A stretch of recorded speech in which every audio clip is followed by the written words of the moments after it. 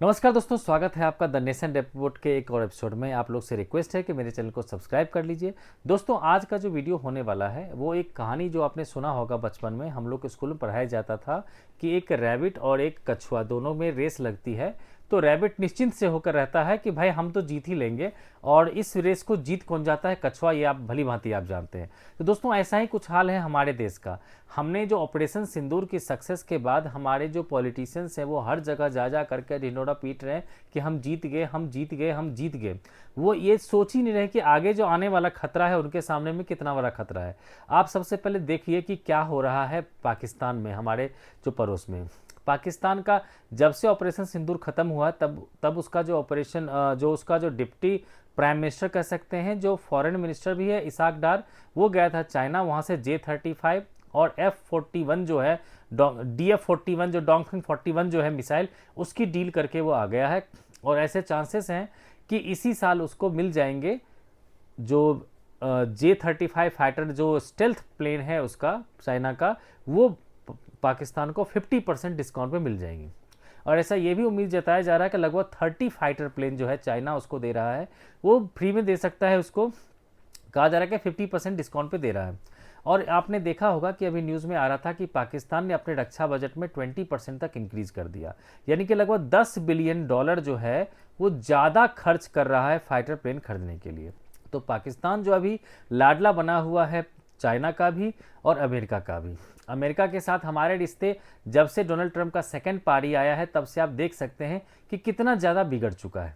अभी जब ऑपरेशन सिंदूर में ऐसा माना गया था कि जो हमने मिसाइल स्ट्राइक किया था जो रावलपिंडी में, तो उसमें जो एयरबेस था उस एयरबेस पे कहा गया था कि अमेरिका का वहाँ पर कब्जा था, अमेरिका उस बेस पर था, और अमेरिकी बेस पर अटैक हो जाने के कारण ही वहाँ से अमेरिका का जो है दबाव आया भारत पर, तब जाकर भारत ने लड़ाई को रोकी थी। तो आप सोच लिए कि अमेरिका अगर पाकिस्तान में प्रेजेंट है तो हमें कितना सावधान रहना पड़ेगा कि पाकिस्तान को जो है अमेरिका क्या क्या दे रहा होगा इस एवज में कि उसने अपना एयरबेस उसको दिया है।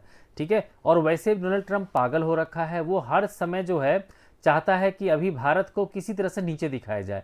चाहे कोई ट्रेड डील का इश्यू लेके, देखिए आपने हाल में सुना होगा कि एप्पल के जो सीईओ को वो धमकी दे रहा था कि तुम अगर इंडिया में लगाओगे तो तुम पर टैक्स लगा देंगे, है ना। तो अभी वो बिल्कुल पाकिस्तान के सपोर्ट में है। और अमेरिका का जो एक बहुत बड़ा जो मिलिट्री जनरल है उसका भी स्टेटमेंट आया है कि हमें भारत और पाकिस्तान के साथ मिला करके हमें लेके चलना पड़ेगा। ये नहीं कि भारत को लेकर के हमें चले, पाकिस्तान को छोड़ दें।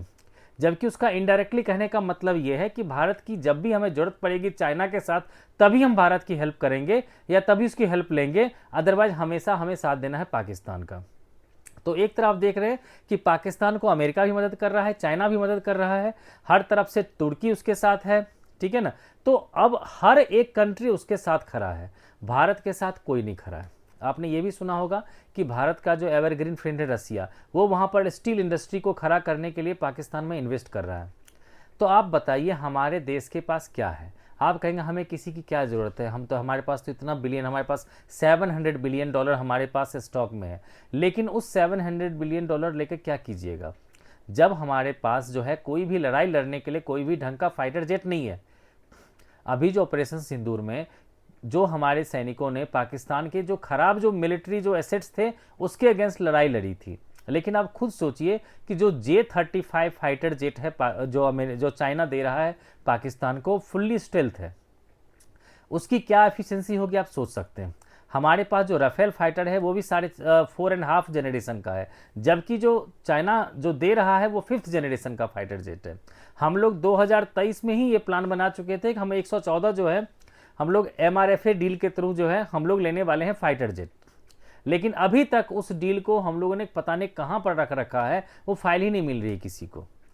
मतलब हम लोग सोच के देखिए कि हमारे देश को लगभग 42 जो स्क्वाड्रन जो है फाइटर जेट की जरूरत है, लेकिन हमारे पास अभी भी कुछ नहीं है। और हम लोग जितना ऑर्डर दे रखे हैं, जिसमें से हमने जो ऑर्डर दे रखा है जो 114 हम चाहते हैं कि फाइटर जेट लें, और उसके बाद चाहते हैं 97 जो है हम लोग जो अपने देश में जो बन रहा है, तेजस हमारा फाइटर जेट बन रहा है, उसके लिए HAL को दे रखा है हमने कि 97 फाइटर जेट तुम बना कर दो।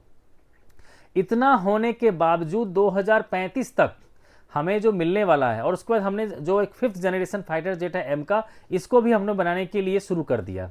लेकिन ये सब होने के बावजूद हमारे पास 2031 से पहले 30th जो है ना स्क्वाड्रन भी पूरे नहीं होंगे, जबकि हमें चाहिए लगभग 42 स्क्वाड्रन। लेकिन हमारे जो भी नेता हैं वो हर जगह जा जा करके ऑपरेशन सिंदूर की कामयाबी, ऑपरेशन सिंदूर में लगे पड़े हैं।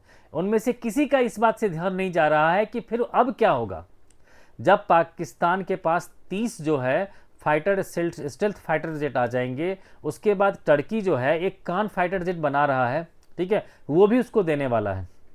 उसके बाद जो टर्की का सबसे बढ़िया ड्रोन है बेरख्तार ड्रोन, वो भी देने वाला है पाकिस्तान को। इसके अलावा अमेरिका अभी पाकिस्तान में ही पड़ा हुआ है। सोचिए उसके जितने भी F-16 होंगे जो खराब हो गए होंगे उसको अपग्रेड कर सकता है, वो उसको बहुत सारे वेपन दे सकता है। वो जब देख सकते हैं अमेरिका के लिए क्या है कि अमेरिका का काम यही है, उसको रसिया को नीचे करना था तो चाइना को खड़ा कर दिया। चाइना को नीचे करना है तो चाहता है भारत का इस्तेमाल करें, और भारत को नीचे करने के लिए पहले से वो पाकिस्तान को सपोर्ट कर रहा है। और अभी जो है वहाँ का जो सुल्तान है ट्रंप, वो और ज़्यादा जो है इसी तरह का सनकी इंसान है। तो आप सोच सकते हैं कि भारत के लिए कितनी बड़ी चुनौती है। हमारा जो है साथ देने के लिए कोई नहीं तैयार। एक बांग्लादेश छोटा सा है, वो भी हमें बार बार धमकी देता, हम कुछ नहीं कर पाते। तो इसीलिए मेरा जो है आप लोग से यही चीज़ सोचना है कि आप लोग कमेंट बॉक्स में इस चीज़ को ज़रूर बताइए कि क्या हमारे लिए चिंता की बात है कि नहीं है। क्योंकि हमारे पास, हम देखिए हमारे पास जो है, एक बार हम लोगों ने जो कोशिश किया था कि चलो F-35 जाकर के अमेरिका से ले लेंगे, लेकिन अमेरिका ने हमें देने के लिए तैयार हो गया, लेकिन हम फिर उससे पीछे हो गए। हमने कहा कि देखो अमेरिका में जो फाइटर जेट है F-35, उसको हमें मेंटेन करने के लिए बहुत ज़्यादा खर्चा आएगा। ऊपर से अमेरिका जो है वो हमें सोर्स कोड देने के लिए तैयार नहीं हुआ। सोर्स कोड वो होता है कि वो ऐसा सॉफ्टवेयर होता है जिसके थ्रू हम क्या कर सकते हैं, अपने जो इंडियन वेपन, जो हम लोग मिसाइल वगैरह इंडियन बनाते हैं, हम उसको भी उसमें इंटीग्रेट कर सकते हैं। उसके बाद हमारे पास जैसे S-400 है, वो S-400 का काम ही है कि कोई भी फाइटर जेट जो उड़ रहा है उसको नीचे गिरा देना। तो उसमें हम लोग अगर सोर्स कोड हमें F-35 का पता होगा तो हम वो फीड कर देंगे। उससे क्या होगा कि हमारा जो S-400 जो डिफेंस सिस्टम है वो पहचान पाएगा कि ये जो फाइटर जेट है F-35 वो हमारे दुश्मन देश का नहीं है, हमारे देश का ही है। तो ये सारा चीज़ इन्फॉर्मेशन हमने जब उसको कहा, चाहे हमने फ्रांस को कहा, चाहे हमने उसको कहा मतलब अमेरिका को कहा, तो अमेरिका तो कुछ भी हेल्प करने के लिए तैयार नहीं हुआ। तो हमने कहा रूस से ले लेंगे, रूस हमें हर चीज़ देने के लिए तैयार है। रूस कह रखा है कि आपको सोर्स कोड भी दे देंगे, आप मेरा फाइटर जेट ले जाओ और अभी 20-30 अपने साथ लेके जाओ, बाकी का अगले साल के बाद मैं आपके यहाँ एक लगा दूंगा प्लांट, वहाँ पर आप आराम से बनाते रहना Su-57E, और उसके बाद हम वहाँ भी आपको भी देंगे, इसके अलावा दुनिया में भी एक्सपोर्ट करेंगे। लेकिन अभी तक हमारी वो भी डील अभी पूरी नहीं हुई। उसमें भी हम लोग यही निकाल रहे हैं कमी कि देखो उसका जो फुल्ली स्टेल्थ नहीं है, उसका फाइटर जेट, उसके इंजन में सुधार करने की ज़रूरत है। सारी चीज़ें ठीक है, कोई भी चीज़ परफेक्ट नहीं होता। F-35 के बारे में भी एलन मस्क ने कहा था कि ये भी एक कूड़े का डब्बा है क्योंकि उसका मेंटेनेंस बहुत ज़्यादा है, लेकिन उसी को यूज़ करते हुए इजराइल जो है अभी इतना ताकतवर बना हुआ है। तो हम लोग क्यों नहीं कुछ भी ले सकते। हम लोग जिस दिन मुसीबत में पड़ जाएंगे, जब हमारे घर में अगर आग लग जाएगी, तब हम जो कुआं की खुदाई करेंगे, तो ऐसे कैसे होगा। तो इसीलिए मैं चाहता हूं कि आप लोग भी कमेंट बॉक्स में मुझे बताइए कि क्या जो मैं चिंता कर रहा हूं अपने देश के लिए, कि ये चीज़ें ये जायज़ है, या फिर आप लोगों को कोई होप दिखता है कि हाँ हमारे पास ये चीज़ है, हम उस चीज़ से कर लेंगे। ठीक है, तो मिलते हैं आपसे नेक्स्ट रिपोर्ट में। तब तक के लिए थैंक्स फॉर वॉचिंग।